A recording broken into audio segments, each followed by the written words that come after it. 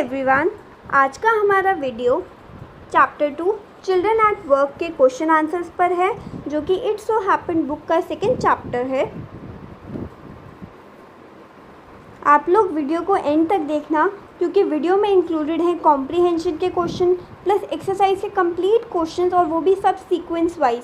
उन सब का हिंदी ट्रांसलेशन और उनको स्टोरी में जिस सीक्वेंस के हिसाब से लिया हुआ है हम सब डिस्कस करेंगे।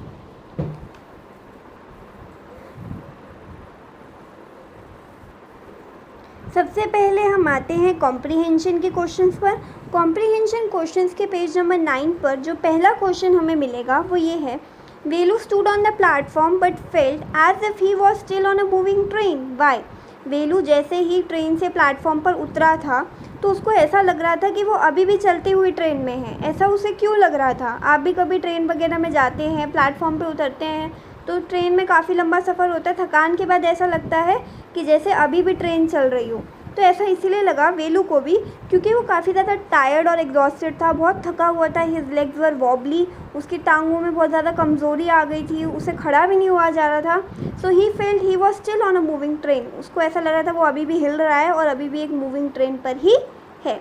फिर क्वेश्चन नंबर 2 आता है, what made him feel miserable. किस वजह से जो वेलू था वो उदास हो गया था। He had run away from home 2 days ago। जो वेलू था वो घर से 2 दिन पहले ही भाग गया था, क्योंकि जो उसके फादर थे वो उससे पैसे छीन लेते थे जो भी वो कमाता था, और उसको ड्रिंक पर उड़ा देते थे। तो इसकी वजह से वेलू बहुत ज़्यादा परेशान था, वो और ज़्यादा सहन नहीं कर सकता था, इसलिए वो 2 दिन पहले ही घर से भाग चुका था। He had eaten nothing. उसने कुछ भी नहीं खाया था। He was hungry and lonely. वो बहुत ज़्यादा भूखा था और अकेला भी था। So he was feeling miserable. इसलिए इस बात का उसे बहुत दुख हो रहा था, वो बहुत उदास हो रहा था। थर्ड क्वेश्चन पे हम आते हैं। थर्ड क्वेश्चन का जो फर्स्ट पार्ट है वो ये है, Velu travelled without a ticket. Why? Velu ने ट्रेन की टिकट क्यों नहीं ली थी? वो बिना टिकट के क्यों ट्रैवल कर रहा था? तो इसके आंसर में आप लिखेंगे कि Velu travelled without a ticket because he had no money to buy a ticket. Velu बिना टिकट के इसलिए ट्रैवल कर रहा था क्योंकि उसके पास पैसे ही नहीं थे टिकट लेने के, उसके पास तो कुछ खाने के भी पैसे नहीं थे। फिर सेकंड पार्ट में आता है, how did he escape the ticket collector's attention. अब हो सकता है कि वहाँ पे टीसी भी आ गया होता और वेलू को पकड़ लेता कि तुम बिना टिकट के कैसे ट्रैवल कर रहे थे, पर वेलू तो बच गया। कैसे बच गया? तो जो टिकट कलेक्टर था वो उस अनरिजर्व कंपार्टमेंट में आया ही नहीं जहाँ पर वेलू ट्रैवल कर रहा था। So Velu escape the ticket collector's notice. इसीलिए टिकट कलेक्टर के जाने से पहले ही वो बच गया। अब आ जाते हैं हम फोर्थ क्वेश्चन पर। चैप्टर के लिए 2 छोटी छोटी सी वीडियोस हैं। स्टोरी को आप समझ लेंगे तो और अच्छे से समझ में आ जाएगा। लिंक मैंने आपको बताया जैसे डिस्क्रिप्शन बॉक्स और कमेंट सेक्शन में अवेलेबल है। फोर्थ क्वेश्चन में पूछते हैं, why had Velu run away from home. Velu जो है वो अपने घर से क्यों भाग आया था?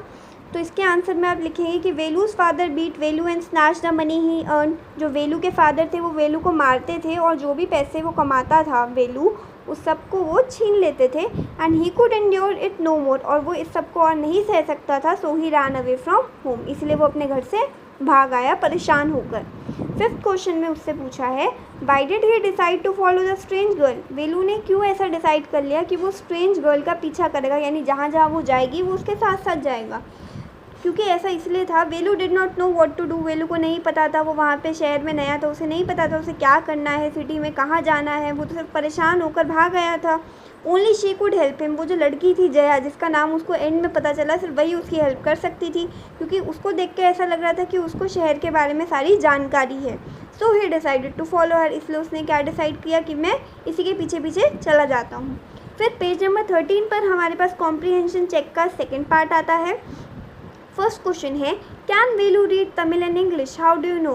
आपको कैसे ये पता है कि जो वेलू है वो तमिल और इंग्लिश पढ़ पाता है, और आप इसको कैसे बता सकते हैं? तो आंसर में आप लिखेंगे, Velu can read Tamil but he can not read English. जो वेलू है वो तमिल तो पढ़ सकता था लेकिन वो इंग्लिश नहीं समझ पाता था।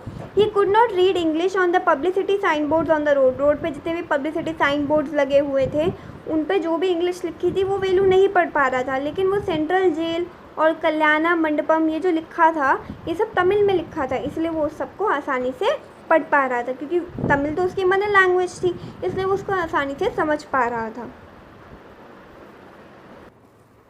चलिए अब आ जाते हैं क्वेश्चन नंबर 2 पर। क्वेश्चन नंबर 2 में है, if you are not careful you will be soon be counting bars there, the girl said. यहाँ पे लड़की क्या कहती है कि अगर तुमने सावधानी नहीं रखी तो तुम जल्द ही सलाखें गिनने लगोगे। अब यहाँ पे गर्ल किस चीज़ की बात कर रही है, what is she referring to? तो यहाँ पे जो गर्ल है वो किसकी बात कर रही है? आंसर में आप लिखेंगे फर्स्ट के she is referring to central jail. वो सेंट्रल जेल की बात कर रही है कि अगर वहाँ पर तुमने सावधानी नहीं बरती इस शहर में तो तुम्हें सेंट्रल जेल में कोई लॉकअप कर देगा।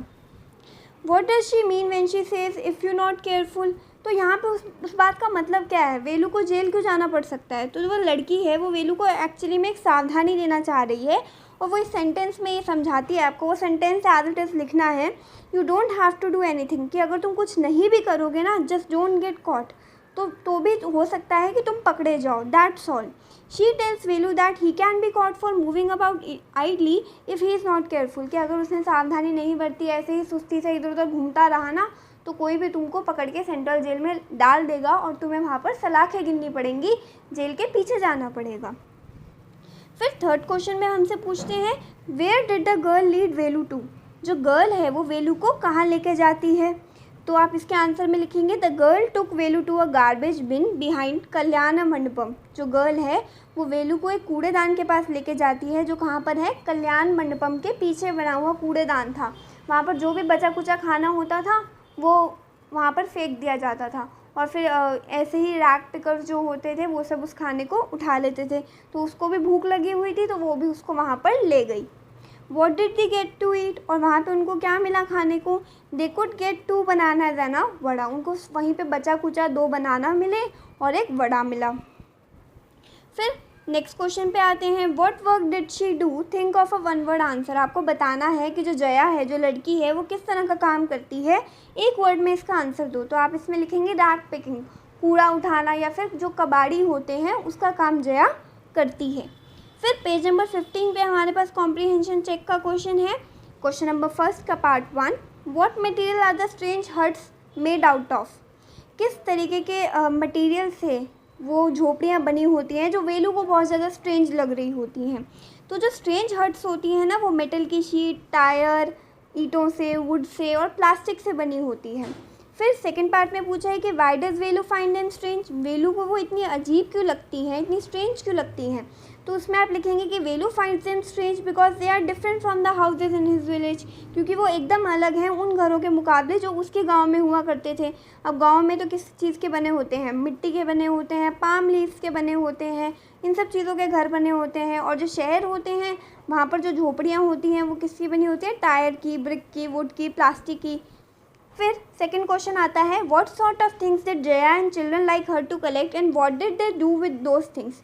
जया और उसके जैसे जो बच्चे हैं वो किस तरह की चीज़ों को कलेक्ट करते हैं और फिर उन चीज़ों का वो क्या करते हैं? देखो जो जया और उसके जैसे बच्चे हैं, जो गरीब बच्चे हैं, जिनके पास अपनी रोज़ी रोटी कमाने का कोई चारा नहीं है, वो क्या करते हैं? रैक पिकिंग का काम करते हैं, कूड़ा उठाते हैं या कबाड़ी का काम करते हैं अपने मदर फादर की मदद करने के लिए, अपने पेरेंट्स की मदद करने के लिए। तो यहाँ पे जया और उसके जैसे ही बच्चे क्या करते हैं? प्लास्टिक, पेपर, ग्लास वगैरह इकट्ठा करते हैं और उसको एक डीलर को बेच देते हैं, एक बड़े कबाड़ी वाले को बेच देते हैं जिसका नाम था जाम बाज़ार जग्गू। जाम बाज़ार में एक जग्गू नाम का आदमी है, उसको बेच दिया करते थे। नेक्स्ट आता है question number third, is Velu happy और अनहैप्पी टू फाइंड वर्क? जो वेलू है वो खुश था या फिर ना खुश था काम को लेकर? Give a reason for your answer. Velu is happy to find work. जो वेलू है ना, जैसे ही उसको जया ने अपने साथ काम में मिला लिया था तो वो खुश हो गया था कि चलो उसको कुछ तो काम करने को मिला। He knows he can earn money and buy his foods beside he hopes to find better work later. जब वो जया के साथ काम करने लगा तो उसको समझ में आने लगा कि इस तरीके से वो शायद पैसे कमा सकता है, उसको खाने को कुछ मिल सकता है, और वो इस उम्मीद के साथ था कि बाद में उसको कोई और अच्छा काम मिल जाएगा। ये जो हमारे पास चैप्टर था ये एक्चुअली में 3 पार्ट्स में डिवाइडेड था और हर पार्ट के बाद हमें कुछ कॉम्प्रिहेंशन चेक के 3 से 4 क्वेश्चंस दिए होते हैं जो उसी टेक्स्ट से रिलेटेड होते हैं जो कि ऊपर लिखा हुआ है। तो यहाँ पर हमने कॉम्प्रिहेंशन चेक के क्वेश्चंस को कंप्लीट कर लिया है। Let's move to the exercise questions.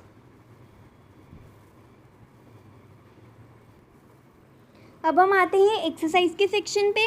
Exercise section का जो फर्स्ट क्वेश्चन है वो ये है, is Velu a smart boy? Which instances in the text show that he is और ही इजंट? क्या वेलू एक स्मार्ट लड़का है, काफ़ी चालाक और शातिर लड़का है, यानी कि उसको सबका समझदार लड़का है, ये सब आपको उसके बारे में बताना है। और टेक्स्ट में ऐसी कौन कौन सी बातें लिखी हैं जिनको पढ़कर आपको पता चल रहा है कि वो एक स्मार्ट बॉय है या फिर नहीं है।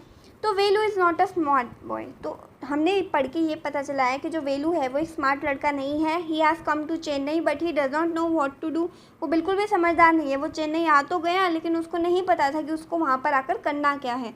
He just sits on a bench in his head on his knees, जब वो बेंच पर एकदम आके बैठ जाता है एकदम परेशान सा, उसको खुद नहीं पता होता कि उसको क्या करना है, बस हाथ पर हाथ धरे बैठ जाता है।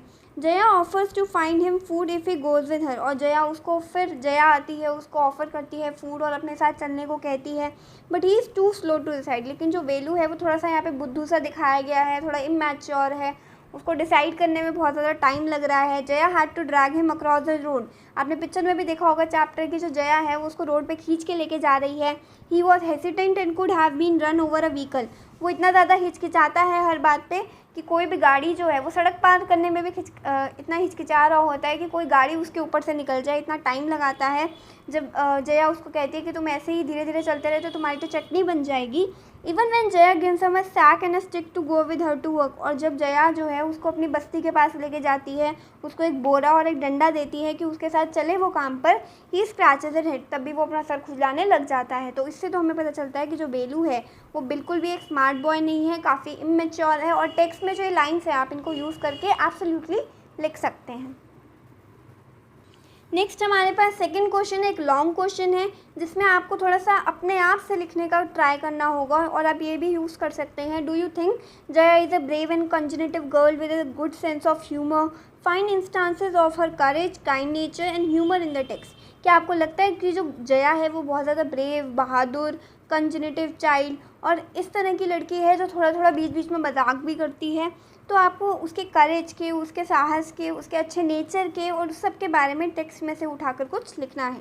तो आप लिखेंगे कि Jaya is indeed a brave and sensitive, तो जया जो है वो सच में एक बहुत ज़्यादा ब्रेव और सेंसिटिव गर्ल है। She is immature for her age, भले ही वो अपनी एज के लिए इमेच्योर है। She can immediately make out that he has run away from home and he is hungry, उसको एकदम समझ में आ जाता है कि जो वेलू है वो बाकी बच्चों की तरह जो यहाँ पर आ जाते हैं घर से भागकर, वो वैसे ही आया है। She tells him that he can't find food if he keep sitting there, वो उसको बताती है कि तुम्हें ऐसे तो खाना नहीं मिलने वाला अगर तुम वैसे बैठे रहोगे तो। Out of kindness she want to help him, वो अपनी काइंडनेस के साथ साथ उसकी मदद करने के लिए भी एकदम तैयार रहती है। She find foods in a garbage bin, वो कूड़े के ढेर में से भी उसके लिए खाना ढूंढ कर दे देती है। She offers a banana and vada to Velu, वो उसको बनाना भी देती है और वड़ा भी देती है। She tells him not to think he is a big hero, और उसको कहती है कि तुम इतने ज़्यादा नखरे मत करो, अब तुम्हें यहाँ पे रहने की आदत डालनी है। He should eat till he can have own money to buy food, वो तब तक ये सब चीज़ें ही खा पाएगा जब तक उसके पास खुद के पैसे नहीं होंगे सामान को ख़रीदने के लिए। फिर उसको सिर्फ काम ऑफ़र करती है और उसको भूखमरी से एकदम बचा लेती है, स्टारवेशन से बचा लेती है। उसका सेंस ऑफ ह्यूमर भी बहुत अच्छा है, तो जब वो चटनी वाली लाइंस बोलती है कि तुम्हारे तो यहाँ पे चटनी बन जाएगी, और जो उसका सेंस ऑफ ह्यूमर है टेक्स्ट से पता चल रहा है वो काफ़ी अच्छा है। वो उसको बोलती है what were you doing grazing cow, तुम यहाँ पे क्या कर रहे हो, गाय चरा रहे हो क्या, तो वो ऐसे बोलती है उसको, तो उससे लगता है कि उसका सेंस ऑफ ह्यूमर बहुत अच्छा है। She tells him to be careful otherwise he will be counting bars, वो उसको कहती है कि तुम्हें यहाँ पे बहुत सावधान रहना पड़ेगा, तो वो थोड़ी सी मेच्योरिटी भी दिखाती है। What a humorous way of telling him that he could go to a jail. When Velu decides to go after her and about to her, she says, so you have been following me around without even knowing my name. एक और एक बड़ी अच्छी सी बात वो बोलती है कि तुम मेरा क्या ऐसे ही पीछा कर रहे थे, तुम्हें मेरा अभी तक नाम ही नहीं पता, क्योंकि स्टोरी के एंड में जो है वो वेलू जया का नाम पूछ पाता है, क्योंकि वो इतना ज़्यादा बोलती है कि बिल्कुल चुप नहीं होती। तो ऐसे बहुत सारे इंस्टांसेस हैं जिनसे हमें पता चल रहा है कि वो काफ़ी ज़्यादा ब्रेव है, सेंसिटिव है, और उसका सेंस ऑफ ह्यूमर भी काफ़ी अच्छा है, और उसके अंदर एक चाह है दूसरों की मदद करने की। तो इस लॉन्ग क्वेश्चन को करने के बाद हम आ जाते हैं क्वेश्चन नंबर 3 पर।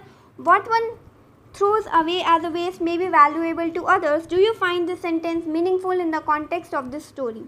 जो किसी भी पर्सन के लिए एक चीज़ कूड़ा हो सकती है, हो सकता है वो चीज़ किसी दूसरे के लिए कीमती हो, तो आपको ये कॉन्टेक्स्ट पढ़कर कैसे समझ में आता है।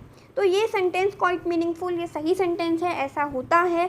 जो लोग हैं वो टी और कॉफ़ी पीते हैं, प्लास्टिक कप्स को रेलवे स्टेशन पे ऐसे ही फेंक देते हैं। People throw away paper bottles and cardboards, ये सब चीज़ों को ऐसे फेंक देते हैं, उनको उस चीज़ का कुछ यूज़ नहीं होता। आपने चाय पी ली, आपने जो प्लास्टिक का कप है वो वहीं फेंक दिया, कुछ ख़रीदा, बैग पन्नी फाड़ी और वहीं फेंक दी, तो उनको उस चीज़ का तो कोई यूज़ नहीं होता। लेकिन ये बहुत सारे ऐसे लोग जो भी रैक पिकर होते हैं, जो उसको आगे जाकर बेच देते हैं, उनके लिए वैल्यूएबल होता है। This waste can be recycled to make thing useful again. उन चीज़ों को यूज़ करके, उस प्लास्टिक को गला कर या उन चीज़ों को यूज़ कर करके बहुत सी ऐसे रिसाइकिल करके हम चीज़ें बना सकते हैं। तो थाउजेंड ऑफ रैक पिकर जो हैं वो उन सब चीज़ों को कलेक्ट करते हैं, उन जंक डीलर को बेचते हैं और फिर उसी से उनका जो जीवन यापन है, जो ज़िंदगी है, वो चलती है। तो हमने यहाँ पे कुछ ही टाइम में कंप्लीट कर लिया है चैप्टर 2 चिल्ड्रन एट वर्क के सभी question answers. How the camel got his हम के भी क्वेश्चन आंसर्स जो हैं वो इसी चैनल पर अवेलेबल हैं। आप प्लीज़ चैनल को सब्सक्राइब किए बिना मत जाइएगा। Thank you.